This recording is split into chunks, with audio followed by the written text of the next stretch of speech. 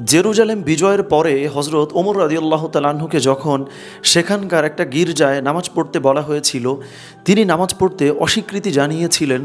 এই আশঙ্কা করে যে আজ যদি তিনি সেখানে নামাজ পড়েন, পরবর্তীকালে মুসলিমরা হয়তো এই গির্জাকে মসজিদে পরিণত করবে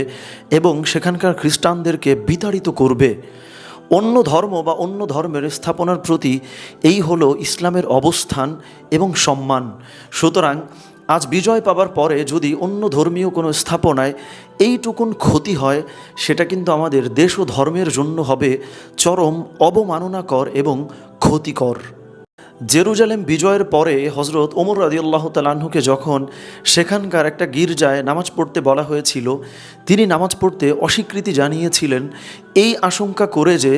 আজ যদি তিনি সেখানে নামাজ পড়েন, পরবর্তীকালে মুসলিমরা হয়তো এই গির্জাকে মসজিদে পরিণত করবে এবং সেখানকার খ্রিস্টান